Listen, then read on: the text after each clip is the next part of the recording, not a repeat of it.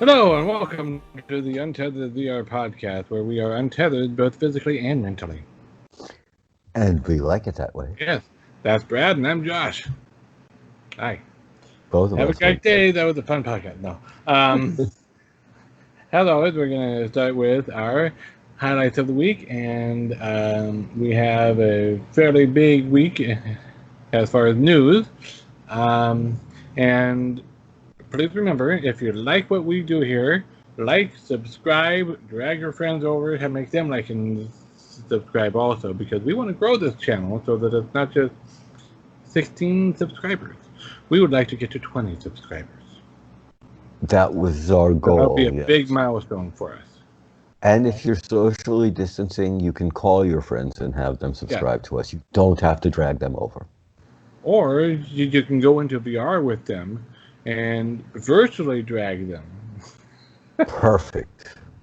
And that's why we have Josh leading the show today, because he's the one that's going to take us into the promised land. Whether you want to go or not. Well, he said drag. He wants you to drag your friends. Now he's going to drag you along with us. All right. So, what were your highlights of the week, or anything especially notable?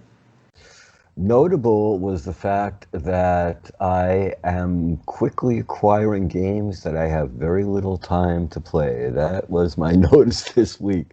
That's notable every week, though. Yeah, it's been a very strange few weeks. Other people around the world might have noticed it's been a strange period of time for a lot of us, but this week, as with everyone else, I was anticipating Phantom Covert Ops, the big release, and I did pick it up, and I've been watching everybody making their way through the game. So the highlight of my week will be getting into my kayak later, hopefully right after the podcast, and experiencing the motion sickness that all my friends have experienced while I... No, not all of your friends. I haven't, and Michael hasn't. That's true. But all my other friends have mentioned the fact that they still feel, even Mikey mentioned the fact that when he was driving, he still felt like he was kayaking. So, well, that's just because he got immersed and he really liked it, and his brain was still running it, and Right. But I do want to hear about it with you and Echo and floating to the ceiling. That's true. I'd forgotten about that, but I really did. And I know all of you guys have said that it is a AAA game. You're all calling it AAA, so I'm looking forward to it very much. So my highlight of the week is coming. It hasn't actually happened. And it looks like it's a reasonably long game as well. It's around 7 hours if you just play through the regular missions and you don't rush. And then it's got replayability stuff as well. It's got challenges and free play, and you can unlock cheats, and so. Right. It looks like there's a lot of E-Spire type side missions, sort of, in that respect. Well, no, it doesn't have the. In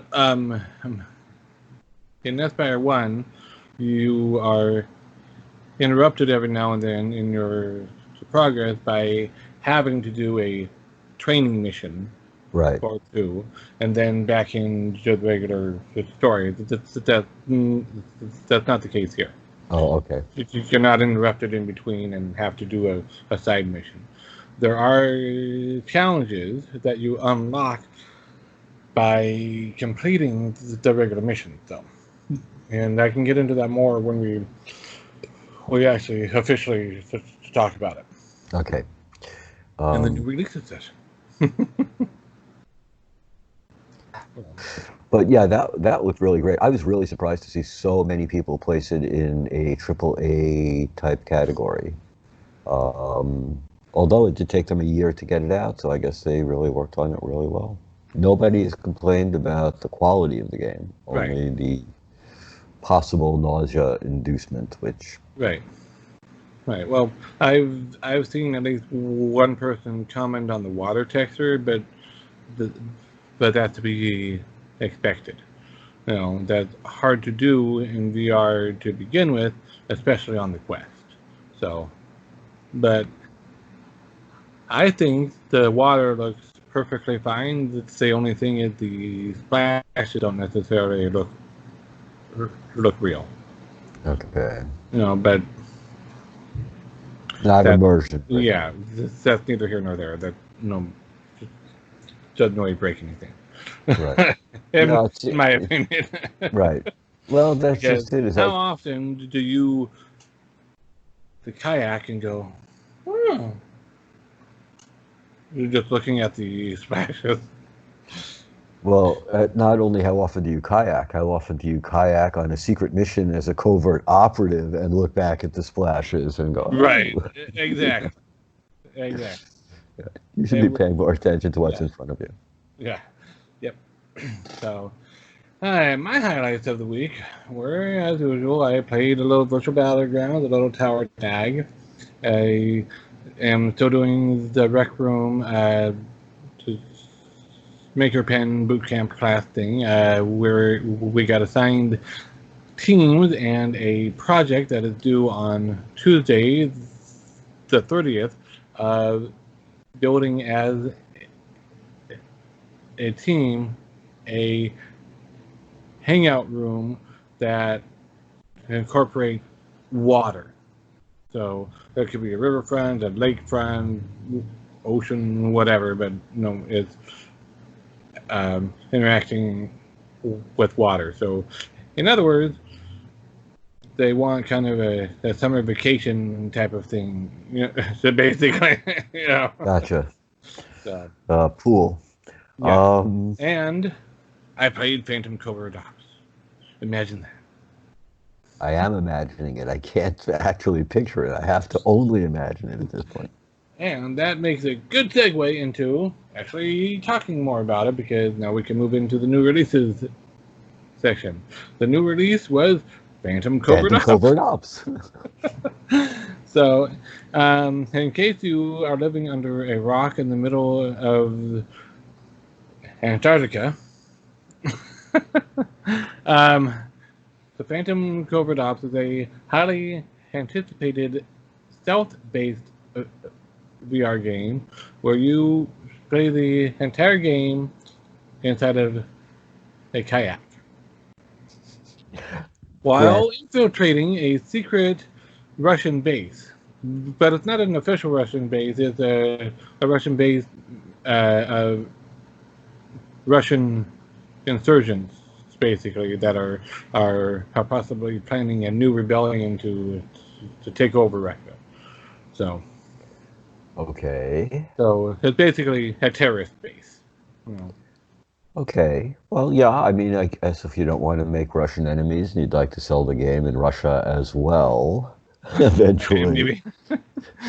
So, and one of its claims to fame, it has David Hayter, who is the voice of Metal Gear Solid, as the main bad guy in this game, the crazed Russian terrorist leader general who flies around in an attack helicopter all the time. Okay. You're in a kayak all the time, he's in an attack helicopter all the time. Okay then, fire and water, air and water. It's an interesting combination. And I played up to mission 3 now. I've completed that. And all told, it's been like probably about 2.5 to 3 hours of total gameplay. There are 7 missions total, and they all are supposed to run about an hour, to give or take, depending on the difficulty level you are playing at and how good you are at this kind of game in general. So I took like an hour on mission 1, 59 minutes and like 40 seconds or something like that. Close enough, we could call it. Mikael took like half an hour. I think he said 40 minutes. Don't make him into Superman. It could be. The mission 2, he spent like 25 minutes. Right. 30 minutes on that one. So it varies depending on the person. Exactly. Don't rate yourself compared to Mikey. No, Mikey finishes the game before the developers release it. So. And part of your, you get a score and a ranking at the end of every mission. So you start off with a D rank, and then as your score modifiers tally up, it moves you up to a C, and then a B, and then an A, and then an S if you do really, really, really well. Oh, superior, huh? So yeah. So I got a B on mission 1, I got an A on mission 2, and I got a B, I believe, on mission 3. Well, one of the things that impacts your score is how long it takes you. The faster you get through it, the higher the score you get. The fewer people you kill, the higher your score. You know? Right. And if you take out all the high-profile targets in that mission, the higher your score. So, you know, Okay, so you have your objectives, and you right. have things to subtract from your score if you're right. Okay. Right. On mission 1, I accidentally blew up a not high-profile target while shooting a distraction barrel that turned out to be an exploding barrel, and he was standing too close to it, so he died. It counted against you. Yes. It was points removed. Do they make a clear enough delineation between a distraction barrel and a high-profile target? Well, yeah, the high-profile targets are people, and they have a star over their head after you scan them. Oh, okay. Gotcha. Regular enemies just have an upside down the triangle you're pointing at them. Okay. The high-profile the targets have a star, and the distractions or the interactual stuff have a little circle. Okay. So, and you have a sniper gun on the right side of your kayak. You have a pistol on your chest, and you have a submachine gun on your back. You have a goggles sit down here on your left hand area, and your refill ammo. One thing is the game is very dark, and it wasn't until I watched a Wolf in VR do his gameplay of mission 1 that I realized that I missed 3 items in the ammo crate on mission 1. Because it was so dark, all I could see was regular ammo on the bottom and not the other stuff on the top. That's an... And he showed a... Here goes you're seeing in the video, here's what I'm seeing in the game. And it's like what he's seeing in the game is like, and what we're seeing in the video. Wow. Because he lightened his video so that people could see what was going on. I don't know how I feel about that, to be honest with you. To be able to actually have to do that to find this stuff is... Right. I don't know. That sounds like a bit of overkill. Well, I mean, you're in at night, and you're in shadow in the night, in a tunnel area at night with very little light. You know, it's natural. But you wouldn't have the night vision to be able to see that necessarily, unless you pull up your night vision goggles and look in there and go, "Oh, hey, other stuff." Yeah. Right. Somebody was complaining about those goggles. They were saying that they're very sticky and that you have to really... The goggles and the sniper scope are both sticky. And it's not necessarily a bad thing, because your Quest headset extensive about right here, right? I'll bring my hand up to like right here, and I've got them stuck so I can look out through them. But I noticed that when I turn too much and I start looking over here, my right hand drops just enough that um, it detaches. Huh. Okay. But yeah, that's just something to get used to. Is up here that they're on, and to take them down, you have to actually lower it or pull it away far enough. That's just a matter of getting used to it.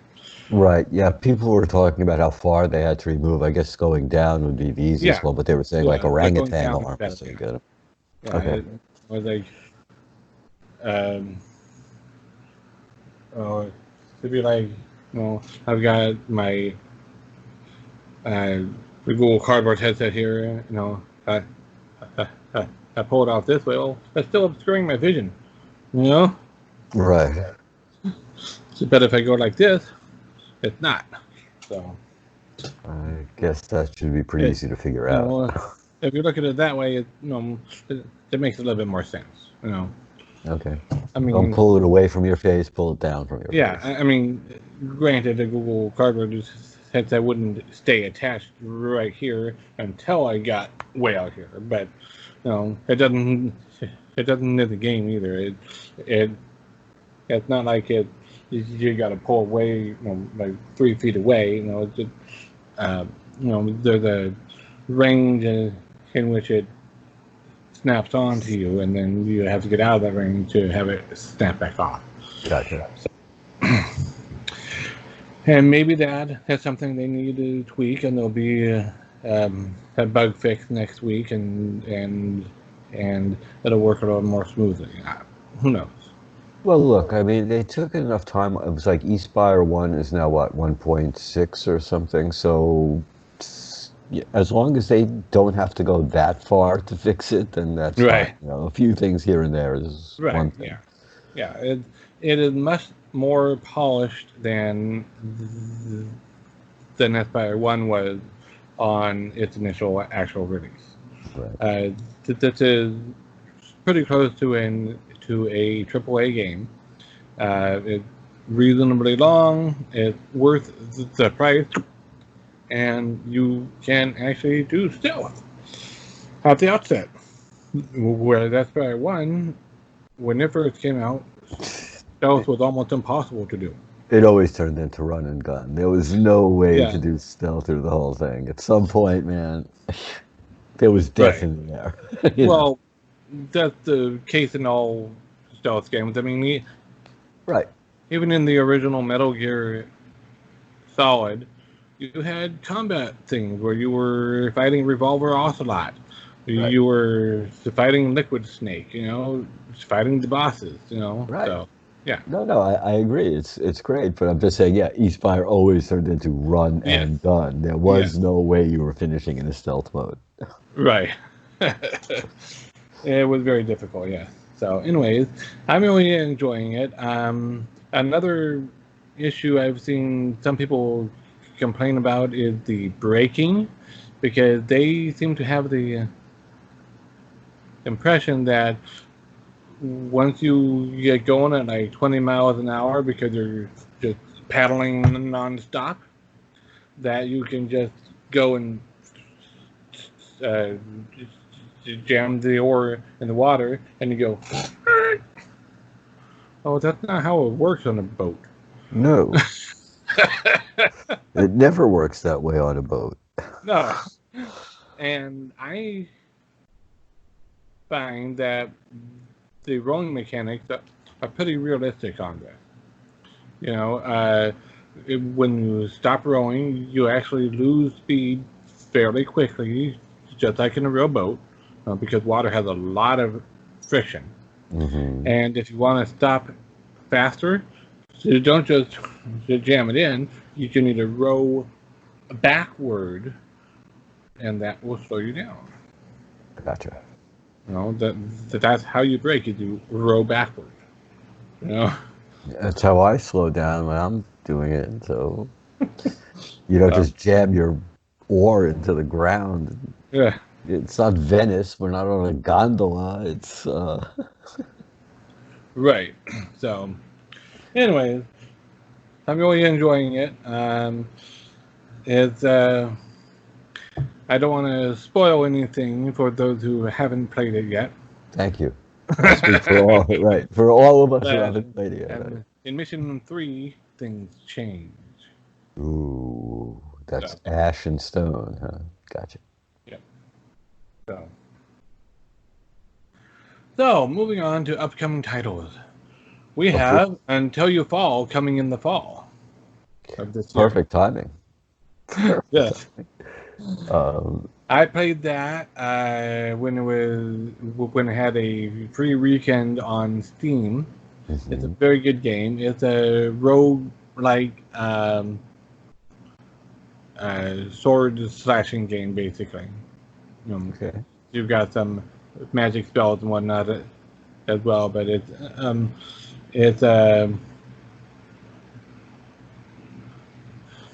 don't know exactly how to describe it, but it was really fun. It's got kind of pistol whip-like graphics, that kind of ultra bright and abstract look and whatnot, Right. But it's not nearly as abstract, obviously. I was going to say, I just, that's very abstract for that type of game, so. Well, yeah, but it's really, really enjoyable, and it's a rogue light, I believe, because when you die, yes, you have to start over, but you retain all of your progress. Oh, okay. So things you unlock, you still have and whatnot. So, right. Which is very cool, and that's one I am looking forward to because I really enjoyed it when I played it on the free weekend. So, and we have Five Nights at Freddy's, finally with a release date of July 16th.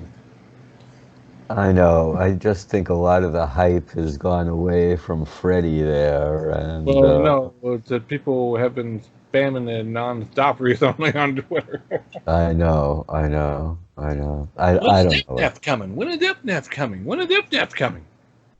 Do you know how long I it took me to figure We're out? talking about Phantom Covert Ops. Why are you asking about FNAF?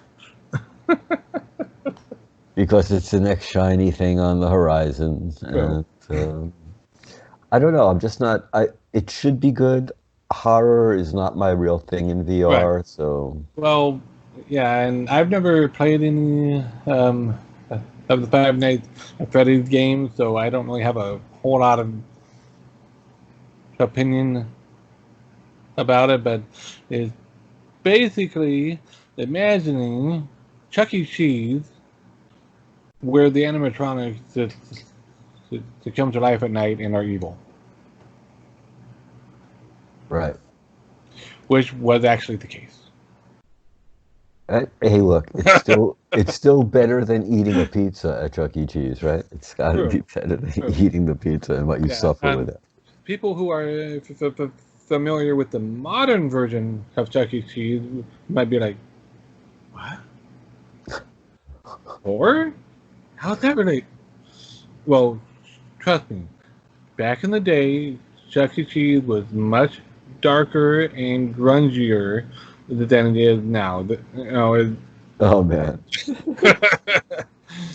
It had a deliciously creepy atmosphere that I picked up on even as a kid. Right. Okay? There was no way to miss it. You walk in, the whole place is black, there's no atmosphere in the room at all, except for this dusty creatures playing music of some.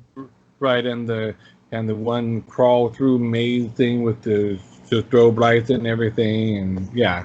Yeah, it was scary enough to be there as a kid. I can't even imagine wanting to reduplicate that. And So yeah, it's basically imagining Chuck E. Cheese the way everybody imagined it back then. Exactly. And there you go. That's it. That's Five Nights at Freddy's. We just saved you some money, and when it goes on sale, you can pick it up. Yeah. It's a highly rated game, I believe, on the other platform Yes. that it's already out on. Uh, I don't know that it'd be a successful horror game for me because it's mostly jump scares, as far as I know. Yeah, that's what I was thinking too. And jump scares are too cheap for me to. Right. So, anyways, we also have Shooty Skies coming on July 2nd. Do I have to watch you review this? I can't. I already looked at the trailer and I can't understand what Chad was thinking when this was okayed for the Quest or why they're pushing it or. So I don't have uh, the article or whatever pulled up about it anymore, but basically it's um, a game where you are controlling an airplane with your right controller, and your left controller grabs the power ups and whatnot, and you have to avoid obstacles and shoot with your right hand, and you also activate the power up with your left hand, and it's And the supposed to be a fun, graphics. chaotic, bizarre, absurd game. So, Well, the graphics look absurd and bizarre, and it looks like somebody went into the Lego factory, and I have no idea what they're doing in this game. I have been trying to figure out how you can have fun doing what they're doing. It does not look like fun. They would have to really change my well, mind with something. just let me go in with a laser scalpel, and I can change your mind. No. Right there, right there. Sonic Um, screwdriver. yeah. Let me go back into my Doctor Who but yeah, that's it. What was your impression of Shooty Skies? Or Probably not one that I'd be especially interested in, but it does look like it should be fun for the right crowd. So, well, it does look like they're developing more games for younger players these days. yes. Our last game is definitely not for younger players. It's called In Death, and it's coming out, I believe, July 23rd. Wait, it's In Death Unchained. Right, In Death Unchained. Right, Because I did play In Death Chained. on Chained in PC VR.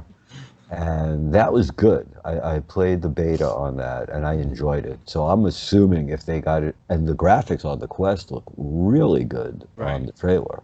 right, So if they took that off the Quest and not off of the PC VR right, version, that is definitely one I'm going to be adding. right, And a variety of bows, which is nice. A bow and arrow game with right. Yep, crossbows yep, and longbows right. and Yeah. So yeah, well, it's one I will probably get unless my budget tells me otherwise. So it's also a roguelike game. yes, So yeah, we'll have our choice. Two roguelike games coming out, which is yeah, nice. yeah. And with that said, on to the good news, and maybe some bad news too. I don't know. We'll get to the Oh, good news. yeah, yeah. No good news is good news, right? Or is all I have news met one good good news? GNU. One good GNU. I did meet one good GNU. Gary. Okay. So, good news is the Steam Summer Sale has started. Games like Tales of Glory, Virtual Battlegrounds, and Tower Tag are all on sale. Overload is on has 70% off sale, so instead of the normal like 50 or whatever that it is, it's only $9. So I'm going to be picking that one up most likely. I recommend not picking up Overload. It's Descent in VR. Uh-oh. 6 degrees of freedom movement of your ship, and you can rotate in any direction as well. Yeah, no, I think I might be skipping that one. You're getting motion sickness just listening to that description. Exactly, exactly. It's like, We'll see. Somebody will have to try it first and let me know just how bad it could get. Well, it's been out for a while, but it's been one that I was like, oh, what? Dissented VR? That'd be awesome. But I haven't really had until severely recently with the Shadow setup. I didn't have a way of playing it. Right. And then I was like, I can't quite justify the price yet, but now that it's only $9, I'm like, so that's kind of a no-brainer price. So, well, speaking of no-brainer prices, I was looking at the sale that they're running on Down the Rabbit Hole and Shadow Point, yeah. which seems to be a pretty decent sale to be able to pick up both those games for $28. It's yeah. I know you recommended Down the Rabbit Hole. Yeah, it's a fun game. Yeah. And I know Mike. Not especially challenging in the puzzles, but it's well done. It's a fun game and it's like 2.5 hours long. So. Yeah, I know that's. But that's why I'm saying at that price, it seems like a fairly decent collection. The first dual collection I've seen that actually made some sense. Right. Now for some bad news. John Carmack spoke on Twitter about Minecraft and how they actually had a working positional tracking version of it working on the Quest, but the schedules didn't align, which tells me politics got in the way. Microsoft wanted something Oculus didn't want to do. Oculus wanted something Microsoft wasn't willing to, something like that. So. Well, he also did mention the fact that they could get you to walk around and function, but you also tended to bounce around and get kind of sick if you... Well, they could have corrected. The mechanics of Minecraft itself, so because everything's a block. Right. You know? Yeah. That was there is no smooth transition up a hill. You kind of have to jump up the hill. And they were saying that jumping could cause some problems with motion. Well, personally, I don't think that should be a limitation to say, oh, well, we're not going to release it then, because a lot of games that are out right now can cause motion. Absolutely. I mean, we were just talking about Phantom Covert Ops and how some people are getting motion sick in it. Right. You know, Swords of Gargantua has some pretty fast motion too sometimes. You know, that's true. You know, some people probably get motion sick playing it. You know, it does take a while to acquire VR legs for some people. Yeah. For so sure. You know, that in and of itself should not be a limitation. So, but maybe what it was Oculus wanted them to put a comfort mode option in. And Minecraft was like, no, we want to keep everything even across all the platforms that the Bedrock is working on. So, no. You know, maybe that was the... No, you're right. It was probably political. We don't know. Yeah. Yeah, it's something that they couldn't quite agree on. Exactly. Yeah. And the Carmack can't really reveal it because he's under NDA and whatnot about just stuff like that still. So, yeah. But as far as we know, it's not coming in an official version anytime soon. Right. So, if you want to play it on your Quest, I would say install it on a PC VR capable computer and use Link, but you can't use Virtual Desktop. It doesn't work with that. I found that out. Why? Because it's a universal Windows program or whatever. Right, UWP. And it can't be injected into Virtual Desktop, and it uses a custom DRM to detect a rift, and Virtual Desktop Rift emulation doesn't pass muster with that DRM. So, okay, sounds crazy. Okay. Needlessly complicated, but okay. Yes.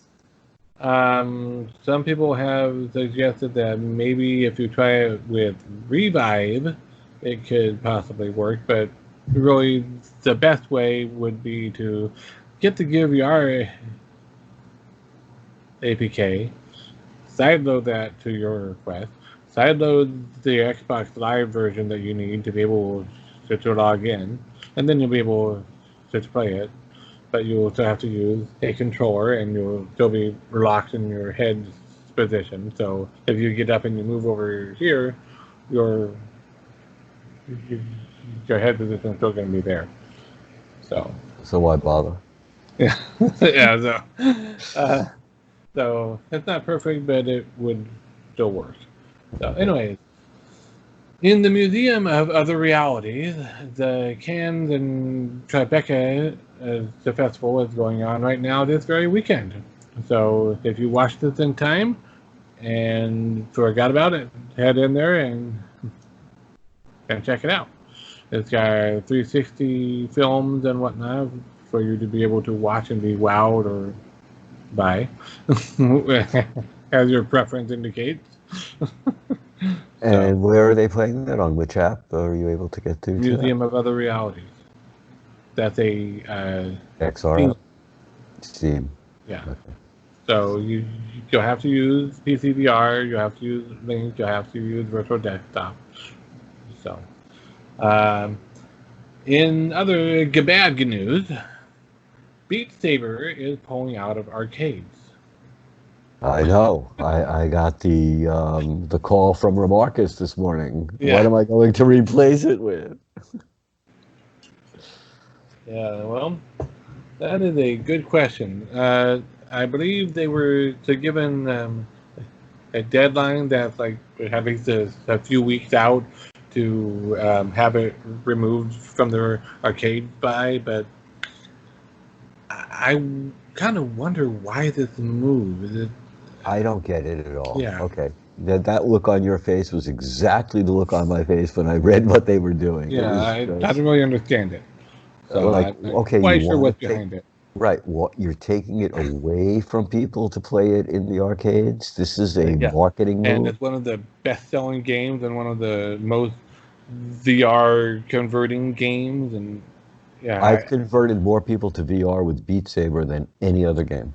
Right. Because you don't have to teach them anything. Here, hold these and go like this. Flail your arms around like a crazy person. Exactly. And they feel like they're in VR, and you win. Well, they are in VR. Well, you know what I mean. Like not just hitting blocks coming at them. But, and yeah, it does. It converts people over, and they're not afraid of VR anymore, and they're intrigued by it. So why when they try Richie's the Plank experience, they are afraid of VR. I wouldn't try Richie's Plank experience, and I wouldn't give my headset to anybody to try Richie's Plank experience to watch it crash to the ground, or crash into your 67-inch plasma TV. On their way to crashing into the ground. Yes, it's not good. Not good. So yes, Richie's Plank. Yeah. Sort of like introducing people with roller coasters. It's not a good way to get them into. Yeah. So, anyways, I'm not sure what's behind that move, but arcades are going to be scrambling to find something to replace it with. Hopefully, this move means that they've got something big planned, and but who knows? I don't. That's just it. I know they've been looking to introduce real multiplayer for a while, and I know they did their 90 and their 360, and now that Oculus owns them completely, and I know they're working with Space Pirate Trainer to make that into an arena game, so I'm not sure. Maybe that's where they're going with this. I'm not sure. Who knows?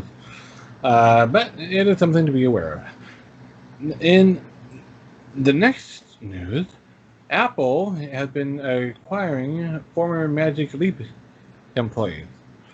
So they've got a lot of highly skilled AR qualified developers and engineers to work on their AR projects.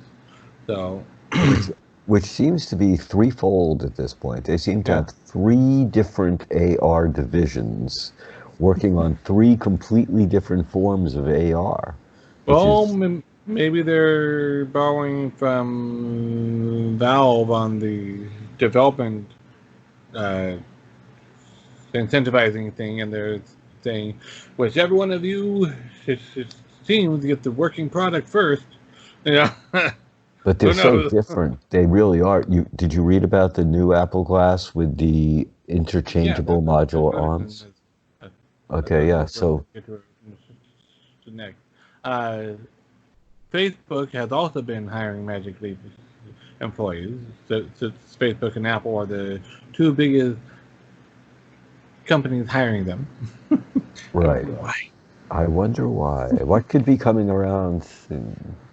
Speaking of what they might be working on, there was a new Apple Glass patent being um, talked about, indicating possible modular armbands. Uh, so just like with the watch, how you can remove and to put on a wristband with a magnetic attachment method. Um, According to this patent, you'll be able to attach different armbands with a magnetic attachment method. Right, but it's And that would enable things like, say, I'm going outside with them. I'll be out all day, so I want the armband that have the bigger battery life but the slightly lower resolution. And then when I get back home, I can swap out for my higher resolution, lower battery life one. right, exactly. So they're going to be building all of the variations into the arms itself as Right. opposed to the actual glass, Right. which is an interesting concept. Yeah. Um, as the article that I read about that said, though, other attempts at modular things in the cell phone area have not really taken off. Moto mods, yeah, Oh, yeah, that's all true. the Motorola ones. Yeah, It's a cool idea, being able to snap on a bigger battery, snap on a bigger camera, swap as you go, but you're right. it It never never really took works. off. It never worked on anything. I'm thinking back to my Xbox console that had the hard drive that you could put in the external, the first one, Well, that they never with bothered making. Motomod, it worked. It just it didn't take off, and they didn't have all of the modules that they said they were going to come out with out Right. and available. They only had a few, if I remember right. But Apple being Apple, if they do it, it will probably automatically take off because of the Right. marketing. Right. And whether or not it works, well, we don't know. If it's, we Right. don't know. Right. So, and other bad news, Oculus Go goes no more. Well, in 2022. Um, what? In 2022 is its official death date Well, when they no. stop firmware I'm updates. referring to they're not selling anymore as of earlier this week. Right. And then in December, they're not going to be allowing new apps into the App Store anymore. So it Right. will be effectively dead for new things at that point. Old things will still get supported as long as the devs are willing to update them. But yeah, it's going It's bye bye. dead, right? But Yeah. I mean, they didn't announce that they would do firmware updates through Right. 2022. Right. So Right. Yeah. I guess for anybody that bought them in the last few months, Yeah. they had to do something. Yeah. Yeah. And it doesn't make sense. I'll be very honest with you. It just doesn't, because for an entry mode standalone unit at that price, Right. Well, as I was mentioning in our Discord discussion, and by the way, we have a link to the Discord in the video description if you want to join. please feel free. I mentioned that it almost seems like they are going the phone or the mobile life cycle route of every 2 years. The Oculus Go is about 2 years old now. It's pretty soon, you know. Yeah, right. Yeah, 2 years old this month, actually. Yeah. Yeah, and the Gear VR kind of seemed to not fit to that trend until you take into account how many iterations of the phone, how many iterations of the actual hardware for the Right. headset. So that was on a roughly 2-year cycle. So 2-year cycle there, 2-year cycle with the Go. We are having rumors of another Oculus Quest now. Around a 2-year mark is when it was supposed to have been released. You know, because it was supposed to have been announced this year and then released next year, most likely. So around a 2-year mark. But Granted, that's sort of a 1.5. so that'd be like the 1.5, not the 2, but you know. Of course, it could have been that they were going to actually physically release it later to this year as well. We're not entirely sure on that. So, you know, if they were intending to physically release, then 1 year for the halfway point, then another 1 year for the Quest 2, you know. So it would again have been on a 2-year model. And I'm not sure I like that. I would prefer more of the console life cycle, which is longer. Let the console get maxed out in its potential, because my phone, there's going to be a new version of it out. This is the S10. You know, there's going to be a new version of it out, and that's not even going to be maximized. Mom is away. Okay, that's not even working.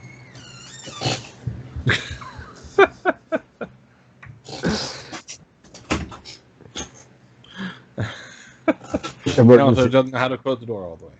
So, anyway, there's going to be a new version of this before this phone chips and everything has been fully maximized on its abilities. Right. That's one thing that I don't like about the mobile life cycle, and I don't want to see the Quest fall into that. Well, if it does, it'll kill VR because people are not going to want to go out and spend $500-600 every year. Right.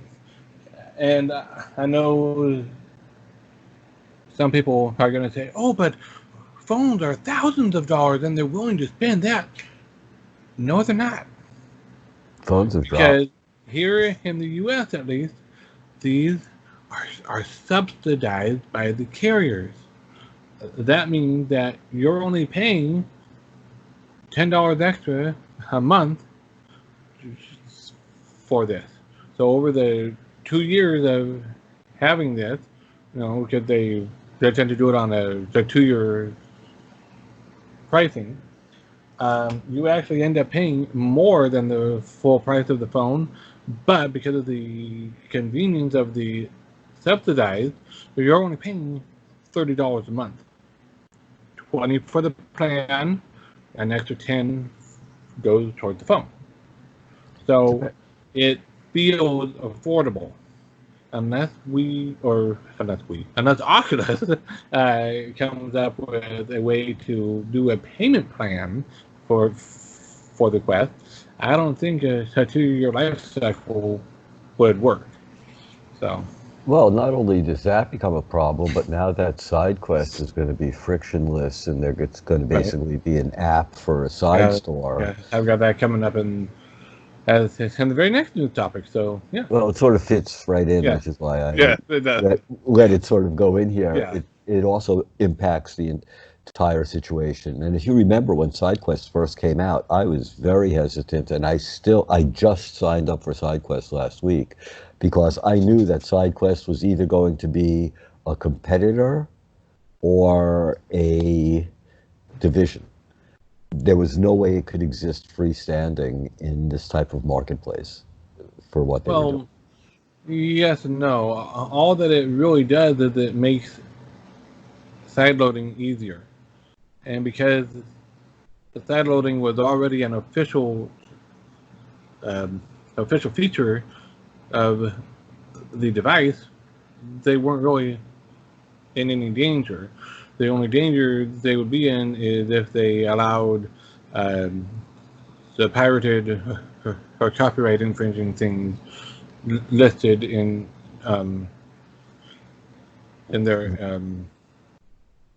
their directory. Right, but they posed a very interesting dilemma for Oculus. I don't think they really did because, the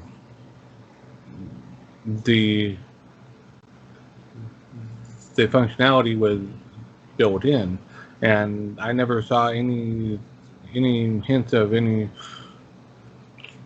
trepidation or animosity about SideQuest.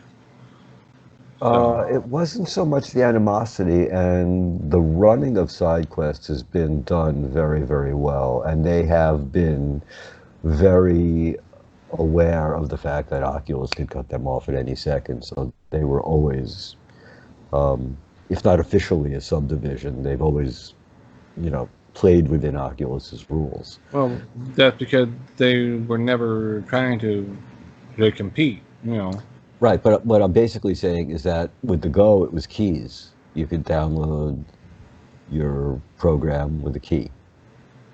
You didn't have to go to your PC to do it. So SideQuest, if developers wanted to give keys, if Oculus had kept that going. Well, some of the Quest apps, so they can do that also, but that's not side loading. That's a keys only approval. Right. And yeah, on the Quest, they don't really do keys only approval.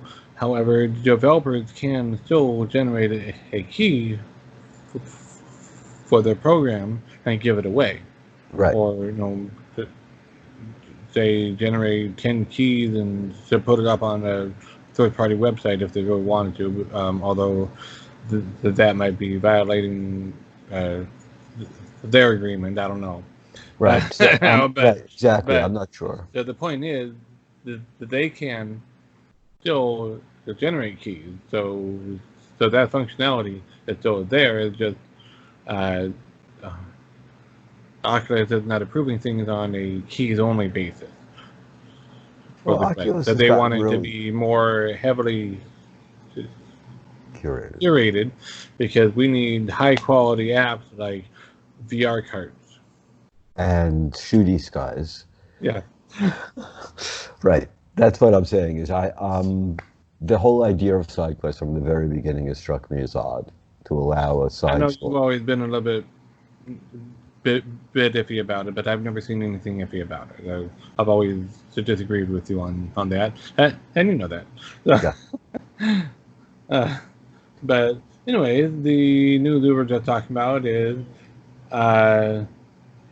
Oculus announced that they are going to be coming out with a new frictionless way of installing non-official store apps on your device, and SideQuest has reported that they are delighted and excited about that, and they're going to be working with Oculus and getting that set up on their SideQuest app and whatnot. Right. So it's only going to help them because that's all they're doing is facilitating basically betas and early access. They were never trying to do our own storefront. Because they don't make any money from the sales of the apps on there. So some of the apps are paid apps because they're on Edge, and the developer wants you to purchase it. That's fine. Right. They are willing, or that they are able to do that. The SideQuest is just a way to easily sideload, and it's an easy way to find apps that you can sideload. So it's a good thing all around. Right, I And agree. another bit of news about the side quest, while we are talking about them, is they are also working on starting a paid beta testing program. I signed up to be interested, which means that I'll get an email whenever they start doing it. So, and I'll find out more details at that point. I signed Obviously, up as well, so yes, yeah, we could discuss it. It was yeah, an interesting way to go. Yeah. yeah, and I mean, I'm, I'm excited about that. There have been other programs and whatnot to do paid VR beta testing before, but they weren't for the VR, they weren't for the Go, and they weren't for the Quest. But now with SideQuest doing it, there will be a version of it that will work with the Quest and the Go until December, when the Go can't get new apps anymore. I know, that's a shame. Unless SideQuest opens up a Go aspect of their store, and I don't know, who knows. But anyways, in other news, Ready at Dawn was acquired by Oculus. there's a shock, huh? They were kind of pretty much Oculus exclusive apps and games already, so it's not a terrible surprise. And it, like Beat Saber, because their games are one of the best-selling ones also. Especially Echo Arena, which is Right. free. So it's a Really, really best-selling game. When you yeah, charge nothing, it's amazing how many people will buy your product.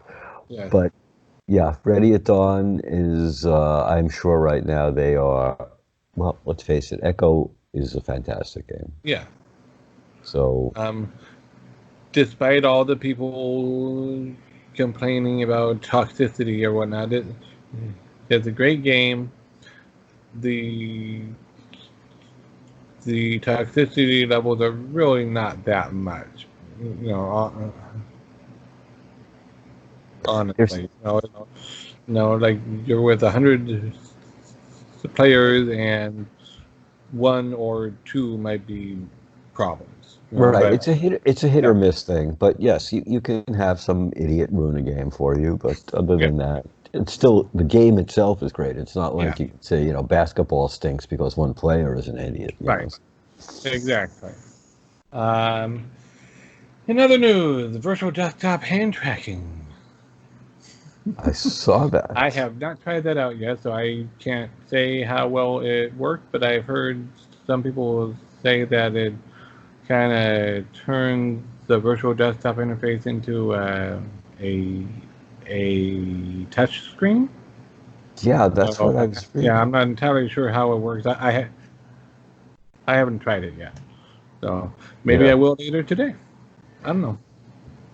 And I It, don't know if it passes through your hand tracking to the games or not. Uh, I, I I would imagine that functionality, if it's not there now, it might be there in the future, because there are just some games that are hand tracking compatible on Steam and on Itch and whatnot. So maybe, I don't know. But well, what I'm not sure how well that would work either, with the increased latency because of the wireless. So who knows? Yeah. Well, we'll know when you play with it. So, Maybe. In other interesting news, the University of Chicago researchers are investigating smell-based temperature illusion for VR. Um, we're no, back it's to not this. to feel real, but it's kind of sort of like that. The image that was in the article about it showed like an open back, obviously a prototype uh, fixed onto the faceplate of whatever VR device that they were using, and like a little thing that then came down and just went under the nose, and it releases puffs of scent into your nose like every 10 seconds or whatever.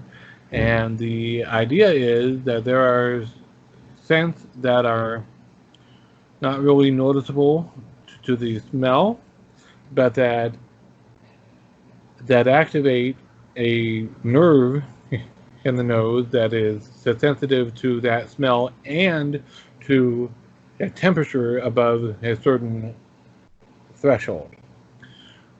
And specifically, it mentions capsaicin, the active ingredient in pepper, which is not really a pure capsaicin is not a noticeable smell. It's pretty odorous. But when you take a whiff of it, it activates that heat sensing nerve. So so you feel heat. You sweat. You don't just feel heat, you sweat. And your eyes tear. Yeah, and when you smell mint, when you smell eucalyptus, this activate a nerve that reacts to temperatures that are below a certain level. Right. So it gives you a sensation of cooling or cold. Unfortunately, those scents are a little bit more noticeable. So they're also experimenting with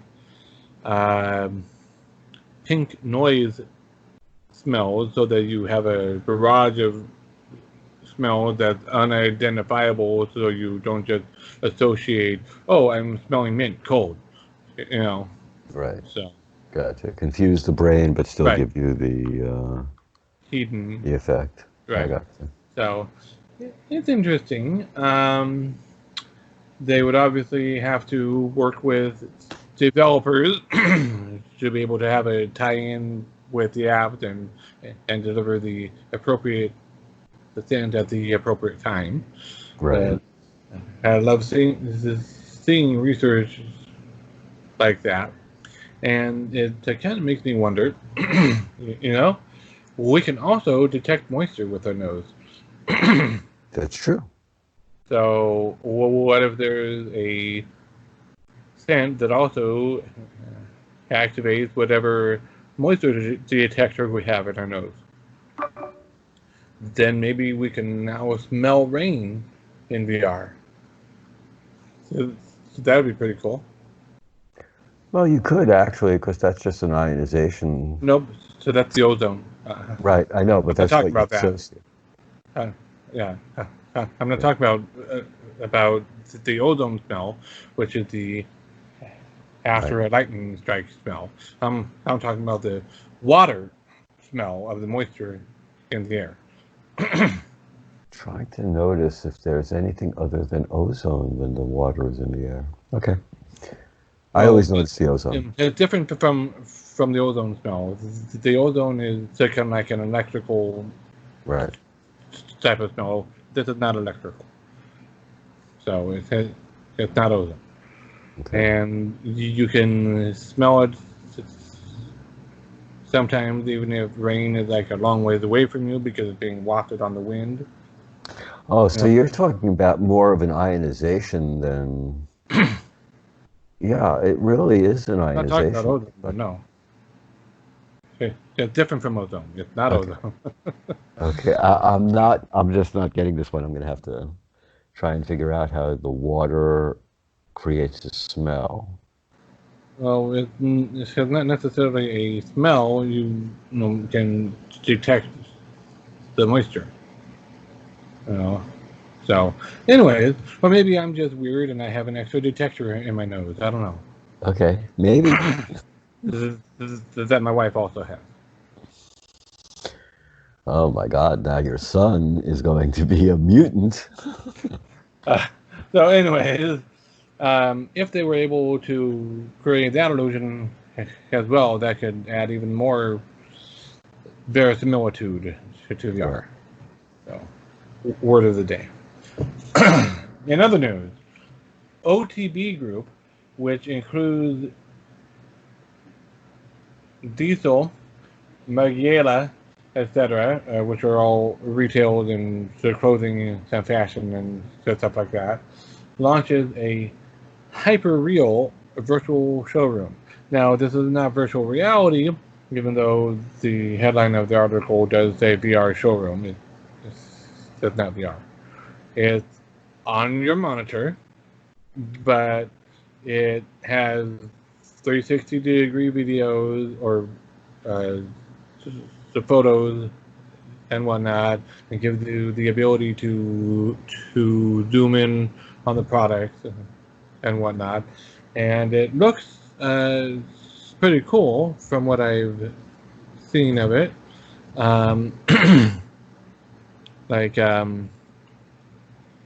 Let's see if I can find the image of the diesel one. Nope.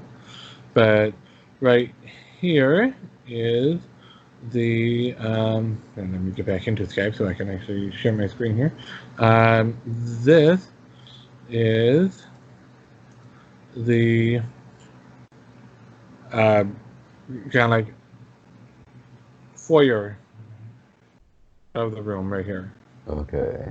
And then you can go in and see the actual individual the clothing items and to get up so close to them and look at them and navigate around, zoom in, see the details, and it's a way of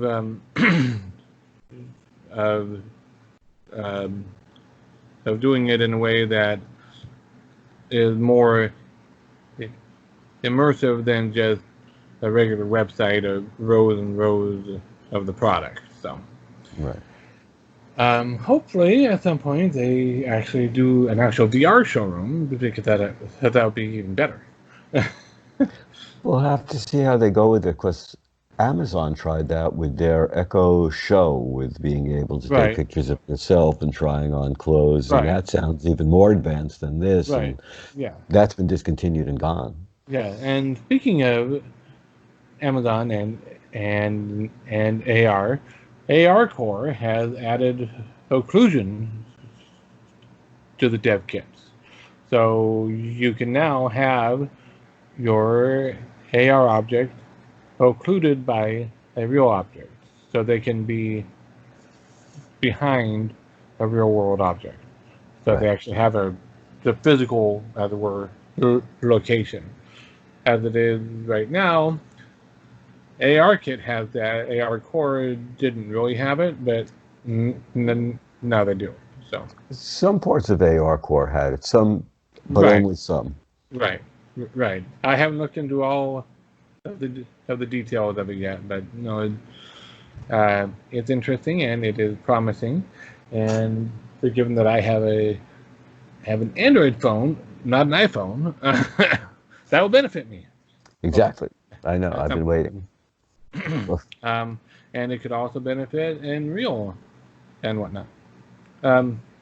Actually, so speaking of 6D.ai has been working on the Android stuff also, and they do have occlusion. So, our last bit of news: IKEA has a website in conjunction with Space 10, where they are running, quote unquote, everyday experiments. That's a series of like 18 or so AR experiments.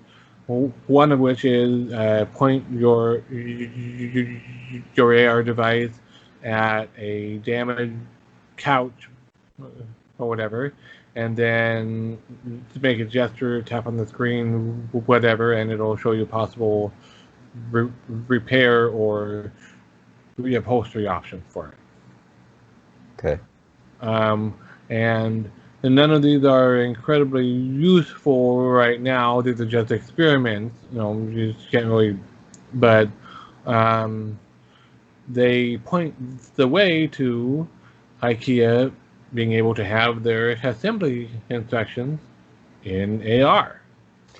Yes, well, that seems to be the way that everybody is going with their packaging, is being able to include their whatever AR figure is doing your instruction manual or telling you about the product or whatever.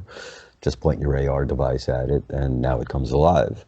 Right. So, yeah, I would imagine that companies like IKEA would benefit from something like that. Yes. And one of the experiments, at least, is just a purely for fun one. It wants to know, what if an elephant could measure the size of your space? And it fills your space with an inflatable life-size elephant. She's just like... It's something the world has been waiting for. I know that without being able to measure my room and relationship to an elephant has been missing. I now realize. Instead of banana for scale, it will now be elephant for scale. Oh, this is bad. This is really bad. I don't know how they came up with elephant, but okay. A blue elephant, no less. A blue elephant. Just because it's not a pink elephant, because then Disney would be suing them. This is true. So anyway, that wraps up our news for the week. Again, if you like what you see and hear here, please like and subscribe. Tell your friends to. Hit that notification button. Hit it hard enough for us to hear where we are, so we know that you hit it. Please. And then buy yourself a new computer because you just broke it. You know, these things happen, but... And have a great weekend and enjoy the Steam summer sale. Enjoy kayaking and enjoy the heat. High-profile targets and avoiding the attack helicopter. Bye. We'll be seeing your accomplishments. Bye-bye.